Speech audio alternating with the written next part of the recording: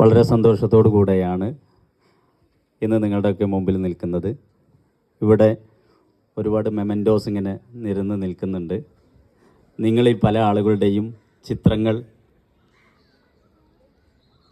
അതിൽ വെച്ചിട്ടുണ്ട്. അവരുടെ പേരുകളിലൂടെ വിളിക്കും. അഭിമാനത്തോടു കൂടെ ഇവിടെ വന്ന് വാങ്ങേണ്ടവരാണവർ.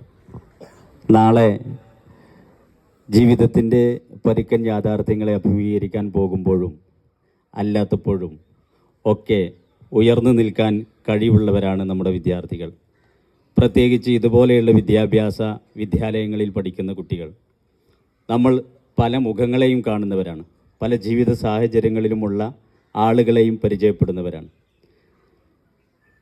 നമ്മൾ ഈ ഒരു മനോഹരമായ ശില്പം അതിന് മുമ്പിൽ ആളുകളെല്ലാവരും പോയി ഇങ്ങനെ തൊഴുത് നിൽക്കുകയും അതിനെ കാണുകയും വളരെ ആനന്ദത്തോടു കൂടെ നയനമനോഹരമായ കാഴ്ചയായിട്ട് മുന്നിൽ നിൽക്കുകയും ചെയ്തപ്പോൾ അതിൻ്റെ അപ്പുറത്ത് കിടന്ന ഒരു കല്ലിങ്ങനെ വിലപിച്ചു. എന്തുകൊണ്ടാണ് എൻ്റെ അടുത്ത ആളുകൾ വരാത്തത്? എന്നെ എന്താണ് ഫോട്ടോ എടുക്കാത്തത്? എന്നോടൊപ്പം ആരും നിൽക്കുന്നില്ലല്ലോ, ഞാനിങ്ങനെ ചളി പുരണ്ട് ഇവിടെ കിടക്കുകയാണല്ലോ എന്ന് വിലപിച്ചപ്പോൾ ആ ശില്പമധുരമായ വാക്കുകളിലൂടെ ആ മനോഹരമായ ശില്പം ഈ ചളിയിൽ കിടക്കുന്ന ഈ കല്ലിനോട് പറഞ്ഞു, നിന്നെപ്പോലെയായിരുന്നു ഞാനും. പക്ഷേ എന്നെ ഇതിൻ്റെ ശില്പി ഇതുപോലെ ഒരു ചളിക്കുണ്ടിൽ നിന്നും കൊണ്ടുവന്ന് അയാളുടെ ആലയിലേക്ക് കൊണ്ടുവന്ന് എൻ്റെ ശരീരത്തിൽ അയാൾ പലപ്പോഴായി പ്രഹരിച്ച് ആ വേദനയൊക്കെ സഹിച്ച് ഞാൻ വളരെ ബുദ്ധിമുട്ടിയാണ്. ഓരോ ഉളി അതിൻ്റെ മുകളിൽ ഇങ്ങനെ പ്രഹരമേൽക്കുമ്പോഴും ഞാനിങ്ങനെ വേദനിച്ച് പൊളയുകയായിരുന്നു. പക്ഷേ ആ വേദനയൊക്കെ സഹിച്ചപ്പോഴും ഇതിൻ്റെ അവസാനം ഒരു റിസൾട്ട് ഉണ്ടാകുമെന്ന് എൻ്റെ സ്വപ്നങ്ങളിലുണ്ടായിരുന്നു. അതുകൊണ്ടാണ് ഞാൻ ഇന്ന് മനോഹരമായി ഇവിടെ ഇങ്ങനെ നിൽക്കുന്നത്. എൻ്റെ ശില്പം എന്നെ ഇവിടെ നാട്ടുകാർക്ക് മുഴുവൻ പ്രദർശിപ്പിക്കുന്നതിന് വേണ്ടി വന്നത് പോലീസുകാരുടെ അകമ്പടിയോടുകൂടെ മന്ത്രിയായിരുന്നു.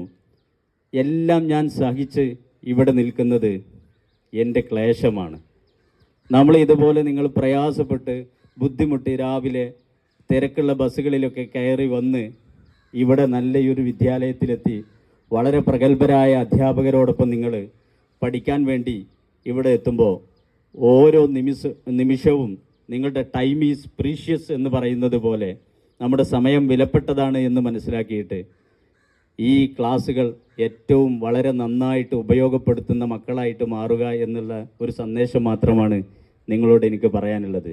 മനോഹരമായ ശില്പമായി മാറണമെന്നുണ്ടെങ്കിൽ അതോ ഒരു ചളിക്കുണ്ടിൽ കിടക്കുന്ന ആരാലും ശ്രദ്ധിക്കപ്പെടാതെ ഒരു കല്ലായിട്ട് പോകണോ എന്നുള്ളത് തീരുമാനിക്കേണ്ടത് നമ്മളാണ്. ജീവിതത്തിൻ്റെ എല്ലാ മേഖലകളിലേക്കും കടന്നു പോകാൻ കഴിയുന്ന തരത്തിലുള്ള വിദ്യാലയം ഈ വിദ്യാലയത്തിൽ നിന്ന് അതിനുള്ള അറിവുകൾ നിങ്ങൾക്ക് നൽകും. അറിവെന്ന് പറയുന്നത് സർവധനാൽ പ്രധാനമാണ്. അതുകൊണ്ട് തന്നെ ആ അറിവ് ലഭിക്കുന്ന ഈ വിദ്യാലയത്തിലെ അധ്യാപകരെ എപ്പോഴും ബഹുമാനിക്കുക. നമ്മുടെ വീട് പോലെ തന്നെ കരുതി ഈ സ്ഥാപനത്തെ ഉയർത്താൻ വേണ്ടി നമ്മൾ ശ്രമിക്കുക. ഇവിടുത്തെ ഒരു ബാത്റൂമിൻ്റെ കുറ്റി ഒരു പക്ഷേ ചിലപ്പോൾ 2-3 ദിവസം നിൽക്കുള്ളൂ.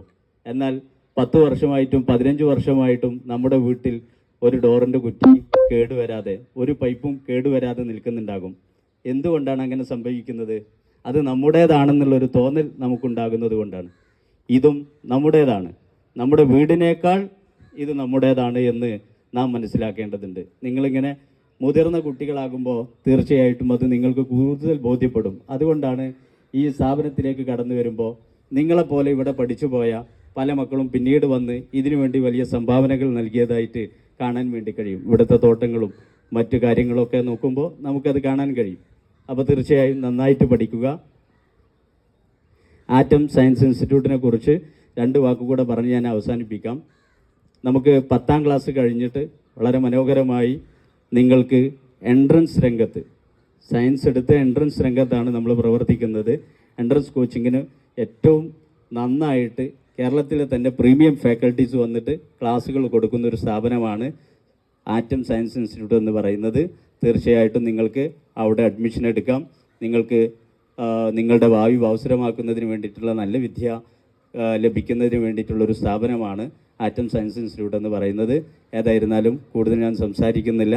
ഈ അവസരം ഇവിടെ നൽകിയതിന് വേണ്ടി പ്രിയങ്കരായ നമ്മുടെ HM അടക്കമുള്ള ആളുകൾക്ക് നന്ദി പറഞ്ഞുകൊണ്ട് ഞാൻ എൻ്റെ വാക്കുകൾ ഈ വൈകിയ വേളയിൽ അമിത ഭാഷണം ഭൂഷണമല്ല എന്ന് മനസ്സിലാക്കി ചുരുക്കുന്നു. നന്ദി. ജയ് ഹിന്ദ്.